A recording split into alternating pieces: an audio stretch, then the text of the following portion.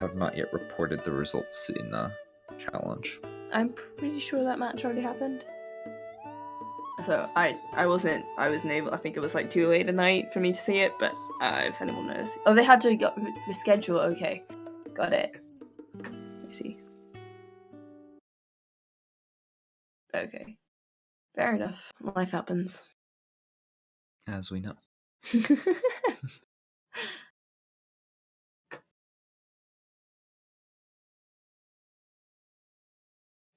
How many minutes do we have? Anytime now, we're going to start the next race. Okay.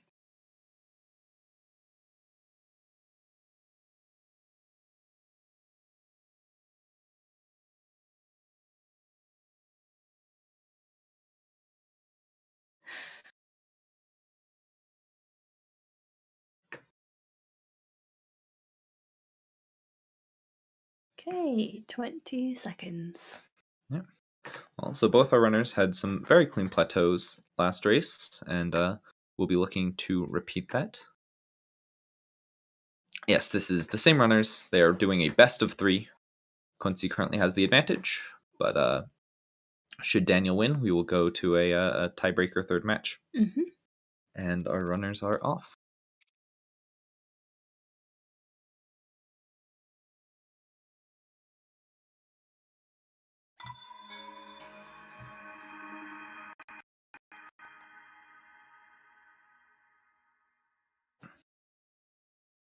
Got our lovely intro cutscene, which the best of 3 format brings us at least twice. You know, more reminiscent of how actual any percent runs happened. Yeah, I was gonna say I think Coensi just started late. That shouldn't be more than a few seconds. We have had some close races, so that those seconds do matter, but we will see how close of a match this ends up being. It could easily be very close, or sometimes mistakes just create a larger difference by the end. Even starting late.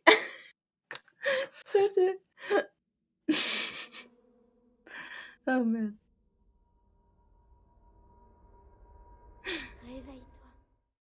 Yeah, that's definitely probably what he meant to do. It doesn't look like he's more behind than a few seconds. Yeah.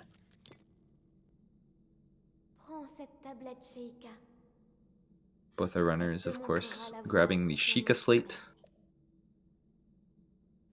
which they will use for a nice little scope clip here in order to flip out of the Shrine of Resurrection and avoid the lengthy intro cutscene, which, while beautiful, is slow and has some other side effects, such as weather, that we would rather not encounter during the any percent run. Daniel with a nice fast clip there. Mm-hmm. Hopefully the same Coensi. Taking Coensi a little bit longer, but does manage to get it there. Could be worse. That's for sure.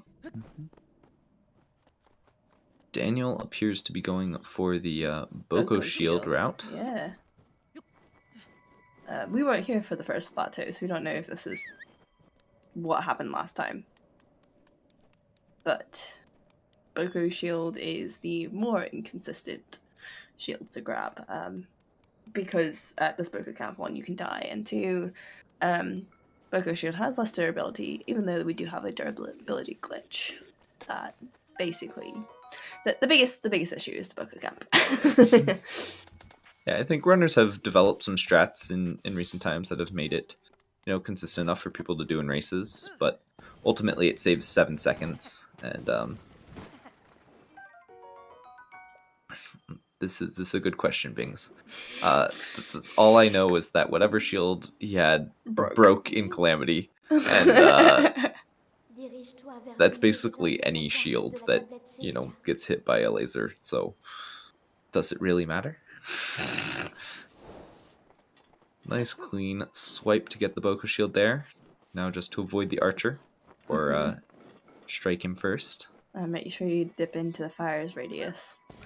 so you can avoid dying from cold damage. Yes, that is very important because you end up running through more cold on the way to the Boko camp. You need to reset the cold damage timer in that fire. Oh, that was nicely done by Daniel, and he's going to get that extra 7 seconds of time save as a result. Not getting the new slope skew. Neither of our runners are getting slope skew. So just gonna go for traditional bean skew. And that was a nice clean clip as well.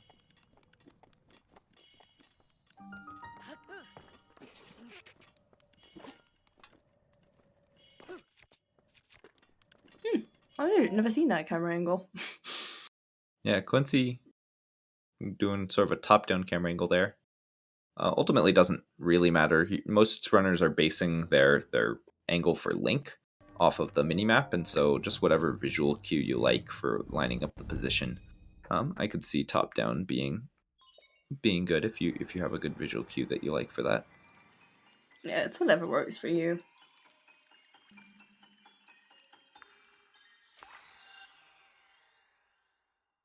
Oh man, no stasis BLSSs! What is happening here? Don't think because you have to gain the extra height of going up this ramp. I'm not sure. Yeah, I mean, there is a BLSS off the gear. I'm being completely sarcastic. I don't ever expect that to be in like an actual race. I just. It's true. It is possible. It is possible. It probably won't be implemented in any sort of route that we actually use from day to day. Watch I say that, and then like in a month, people are doing BLSS and stasis. Unlikely. I know. Yeah.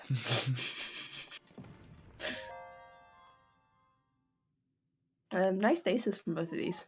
Yeah, absolutely. Daniel with a very clean Boko shield, and it's gonna be a solid amount ahead because of that. Also, Coensi started late, so and had a bad clip. Yeah. So Daniel off to an early lead. Hello, RNG. Yes. Biggest RNG point in the run. Behind, I guess this and Castle Gate are the two main RNG points in this run.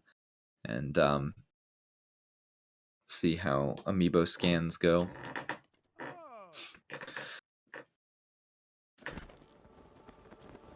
It's sort of interesting that in general people would say that we do amiibos in order to avoid RNG, and which is definitely true. But given how little RNG we've managed to reduce this run down to, the amiibos have, the RNG of amiibos has sort of become more prominent. In the old route, it was, the RNG of amiibos was kind of dwarfed by the RNG of arrows and other things. True. Now with most of the RNG in this run cut out, it suddenly becomes something we notice. Daniel, not amazing fish there, but it didn't take him lots of scans. I think he actually got 5 arrows. Yeah, but he actually doesn't want it for true. the 3 ancient arrow route. Going into the fights with exactly 7 arrows is optimal, and so getting that extra 5 is actually not something that is particularly useful. Coensi, on the other hand, in 6 ancient arrow doesn't have quite the same menuing concern that the 3 ancient arrow does, and so doesn't do. I personally would pick up those extra arrows on a 6 ancient arrow route. Solid BTB from Daniel.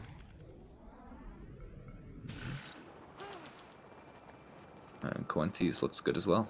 Mm-hmm.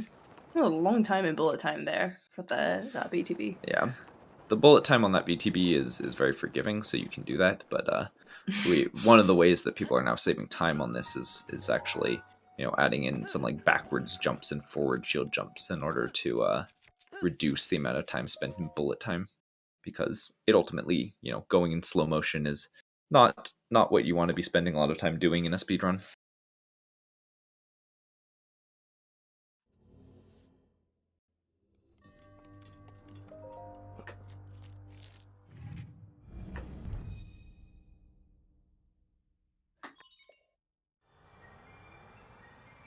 Both our runners collecting the cryo rune here. Really, only really used in this shrine and nowhere else. If you have to go the copium route, I guess it does come in handy if the castle's loads are particularly unfriendly. But we mostly just get it because there is no way of getting around getting all 4 runes and completing the shrines. Little fun fact is that actually if you complete the shrine without collecting the rune, the monk will tell you to go back and not actually let you finish the shrine. Which is sort of interesting. I think that wouldn't have had so many implications on the route that these runners are running, but if the new route that people are doing on Plateau with bombs first, where you could win bomb these other shrines, would love to be able to skip the like really long rune cutscenes, but unfortunately that is not possible. Not possible to skip any of these runes. Yeah, my voice is very different. I've lost my voice. Daniel getting a good first try mag BTB there. And we see Coensi going for slate storage. Just to get it nice and clean there. Oh my gosh, there's loads. These loads are brutal for... Daniel also went for the slate storage.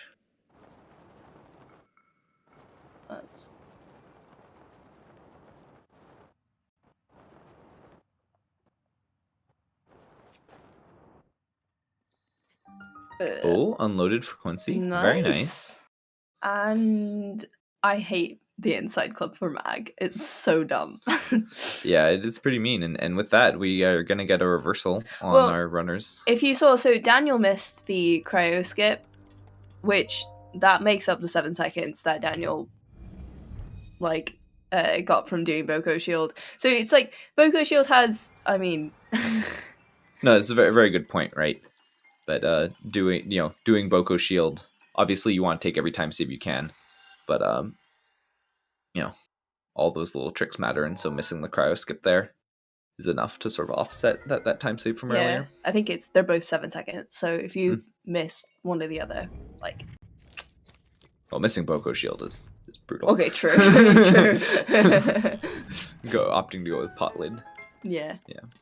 That's what I meant. Mm-hmm. Brain. Wow, your favorite clip, CBF. I don't know why you would have a favorite clip that you're really hoping to not have to do in the run. Like, if you get unloaded, do you decide to do the inside clip anyways? What's the name of this guardian again? Is this the one people are calling Greg? I think so. Yeah, Greg was quite mean. Wow, CB, you wait for it to load and then clip in. Wow, that's dedication. Mm-hmm. Gotta stay committed to your favorite clips. Come on. Well, both our runners are very close now. And gonna see in these final splits of the plateau if anyone can gain a sizable lead going into castle, or whether we'll be pretty neck and neck like last race. I hope it's neck and neck. That would be great. Coensi with a nice box walk there. Daniel also getting a nice box walk. Interesting pickup of the apple. Huh. Did he want backup food or something? Potentially. I mean, backup food didn't end up being a factor last race. True. A little bit of scary of a fall damage cancel for Coensi, but manages to get it. And Daniel with a slightly more optimal angle, gonna make up precious seconds in this tight race. Oh, that's unfortunate. Yeah, a little bit of a failure on the durability cancel, causing a ragdoll, but it doesn't do anything to his shield because he was durability glitching, but it just puts him behind because he has to reset skew. Doesn't even get a reset ragdoll because he had to go clip again afterwards. Oh yeah. Still gonna have to do the ragdoll fix. Ragdoll fix. All right, Daniel's been something of a high roller on the strats. We will see. Does he go for game or win bomb? Is Gamer Wind Bomb like really a high roll strategy anymore? You're still definitely slower if you attempt it and miss it, so I would Okay. consider that to be a high rolling strat. I feel like people have just gotten a lot more consistent on it. Or just like figured out timings. That makes sense. Maybe a little bit. I think it's also just sort of necessity of how fast the times are that people are going for mean that you can't pass up a trick that that saves any amount of time really. Yeah. Unless it's stasis bounce. No one does stasis bounce. Yeah. No one does go for game or win bomb, so both of our runners with the more traditional win bomb, and still Coensi with a slight edge over Daniel, but obviously both of them go into this paraglider split basically at the same time. It's gonna be a pretty nice plateau again. Yeah, there's really been no major mistakes. No, just honestly, like just Daniel like not getting mag unloaded was the only thing.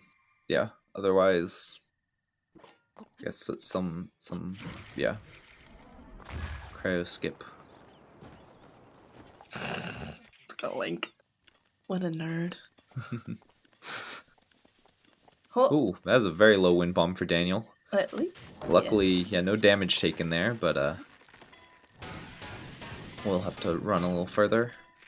Let's see this tree launch. Yeah. All right, all's good. All's good. Look a little Is it scared. all Oh, unless good? it. I was Oh like, no. that's not all good. Never mind. That's hecka low and like right in the yeah. Yeah.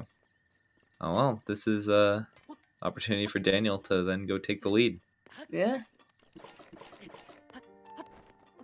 And he does indeed. Nicely done. A 14 plat. Probably not going to be quite a 14 okay, plat yeah. because we have to Like, watch this cutscene. Low 15.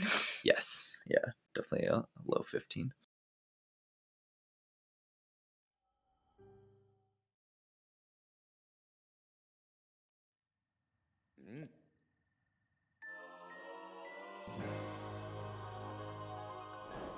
It is quite. I would say tree launch is definitely a gatekeeper of the plateau. Your plateau is definitely not done until you've done the tree launch. Unless you're Bings. Yes, there are some people who opt to not even do the tree launch. Oh. No. Oh. Okay, Daniel. It's interesting. That was a low angle that would normally. He managed to save the death. Coensi also. Yeah, Quincy's also late. Daniel got the right timing, but somehow messed up the arrow shot. Managed to save the time, so like managed to prevent a death from hitting that wall, which is impressive. Quincy getting the late frame and deciding to go for a BLSS rather than a reload. Lumina strat. Yes, named the Lumina strat. Ooh. That was a frame early from Daniel. So Daniel not gonna go for BLSS strats. Just trying to get the BTB. This was where separation started last race. Daniel had to get a second try BTB. Now having to go for his third. That one's looking good. Yeah. Quincy, on the other hand, almost all the way there with the BLSS. And we'll hope both our runners get an unloaded gate, because man, is loaded gate a frustrating thing to see in these races. Would you know anything about that, Crazy? Just maybe a little bit. Oh, speak of the devil. Speaking of, Let's I see. feel like it's more common with BLSS. Yeah, I feel like people have a somewhat mixed opinion on whether or not it's more consistent with BLSS. I do think, it's harder to not be at the tops, or it's harder to be at the top speed with the BLSS.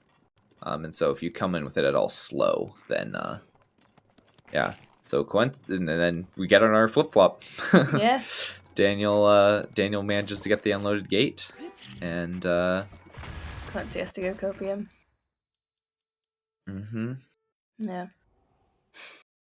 Honestly, if you ask when any major glitch was found in Breath of the Wild, it's probably September.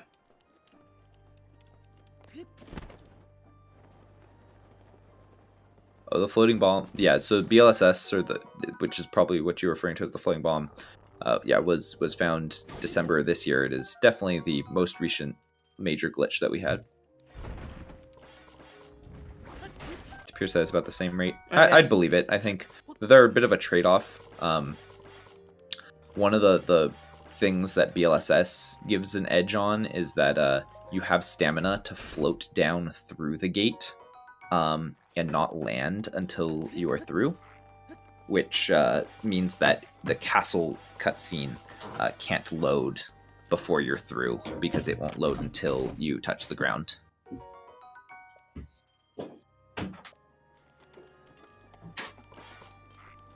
Alright, Daniel here, still going for the out-of-bounds strat. Didn't pay off so well during the last race, but that first wind bomb's looking good, and if he can hit the second one here, that's going to be some nice time save over the 6-inch narrow inbounds route that Coensi is going for. Does manage to get that wind bomb.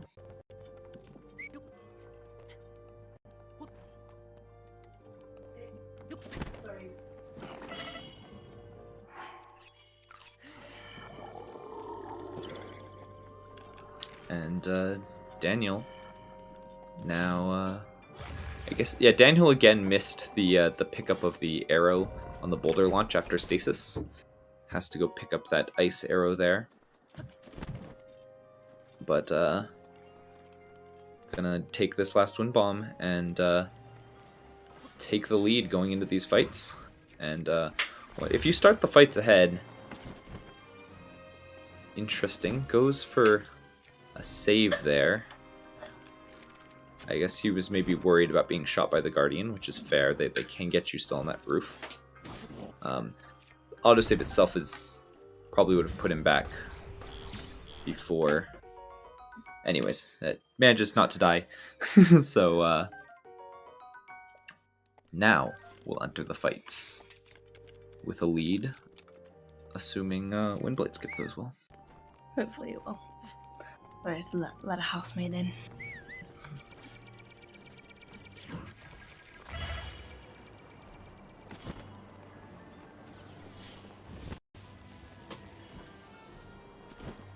Alright, Coensi not far behind, but again, kind of hard to make up time in these races. I mean, but with the calamity that Daniel had, I honestly, like, this is close enough that could be a factor. This is true. This is true. Yeah, Daniel did not finish Calamity last race. I mean, little hard to say exactly what the factors were there, given the rougher castle. But it is true that while I guess it is hard to make up time, but it's still very possible to lose time here. Yes. So Daniel is in the driver's seat, but that is by no means easy. And we'll have to keep up some good play in order to maintain that lead.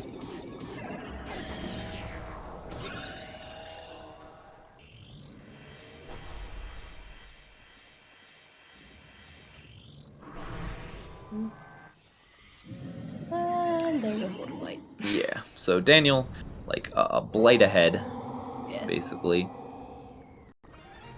Starting off Fire Blight, while Coensi is on second phase of Water Blight. So I guess really like a little over half a blight ahead.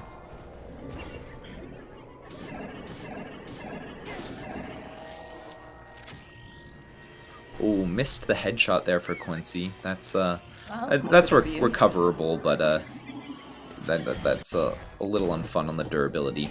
Means you can't miss another one.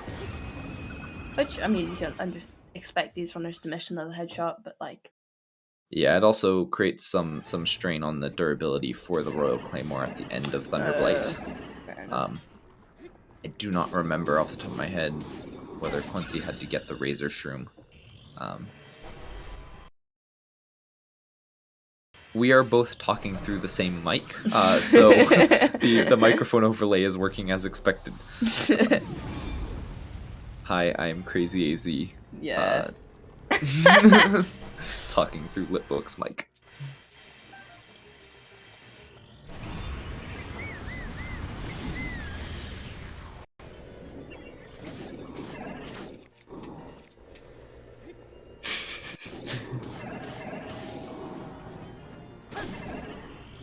Coensi, that might doesn't get fast fire blight, could potentially cause issues again with the durability, but we will see. It should all still be recoverable, but not the kind of play that will you know. He's trying to catch up right now, and yeah.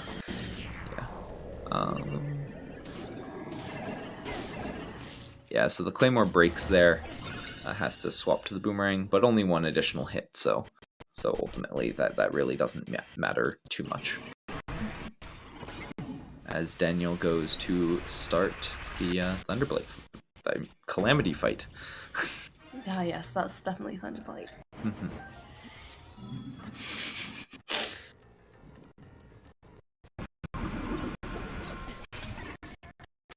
Goes and picks up the backup shield to not have a repeat of last race. That is called learning. He also went and practiced Calamity real quick during the break. Oh, yeah, okay. So trouble with that parry. Doesn't destroy the shield. But it's a little bit... He didn't get a ton of headshots, I don't think. Yeah, this will be an interesting fight for Daniel.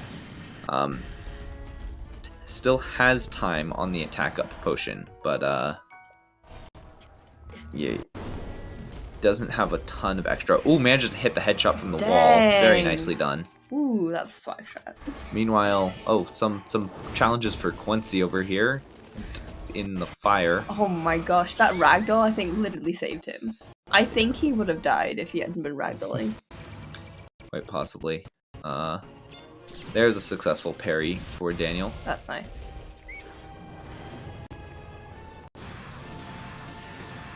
Alrighty. Nice. Well, Calamity's more likely to go to the wall though with Daniel's first phase, right? Yeah, but instead he gets an instant laser. Oh, nice. So nicely done there. I was gonna say we could potentially see the 6th Ancient Arrow catch up happening here. But Coensi falling like one hit short on the first phase. Oh, that's not interesting choice of the boomerang. Did he not have any arrows? He should have an extra bomb arrow, so I guess should have pulled out that Bokobo but in the heat of a race can be hard to think of all of those strats. He's getting like the worst RNG. Yeah, really needs to remember those. That Boko. You have a Bokobo. And a death. But doesn't really matter as Daniel finishes off a very fast second phase there. So we are going to game 3. Yes, this we will be going to round number 3. Hold on to your hats, folks. Having race 3. Get comfy.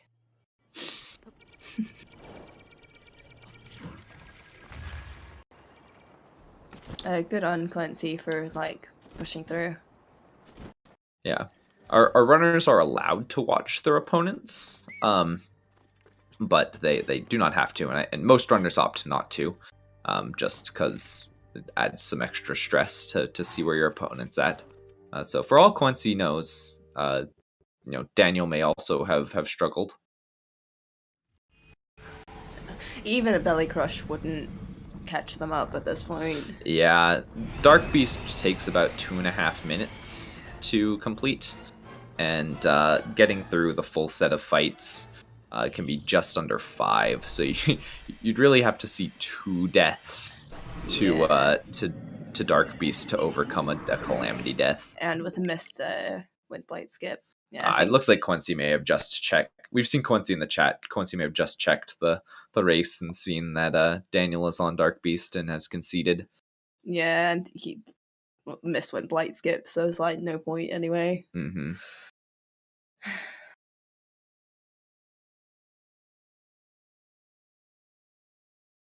I would say the most common way I have seen people die in Dark Beast is to I mean, that had certainly happened. I was going to say running out of stamina while hanging from the paraglider and falling.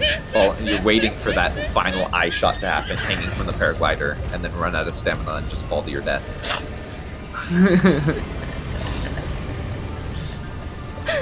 I may or may not have done that.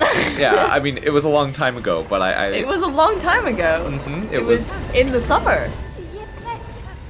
Okay, the time I was thinking about, I actually lost my second potential PB ever.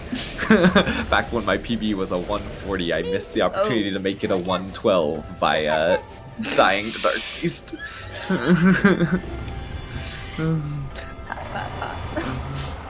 Oh my. Glad, I'm so sorry. GG's Daniel. GG's Daniel. It's a nice 29 there. Absolutely, 29:03. As far as the leaderboard timings go. So yeah, our runners are now tied up 1-1. Each of them have had a sub 30 on their win and a DNF on the loss. So this is all set up to be a very good one coming into this third and final race to determine who will go to the winners bracket finals and who will move down to losers bracket. Mm-hmm. Alright, everyone, we should be having a bit of a break. I guess it's probably 10 minutes. So go stand up and stretch. Grab a cup of hot chocolate. Something like that.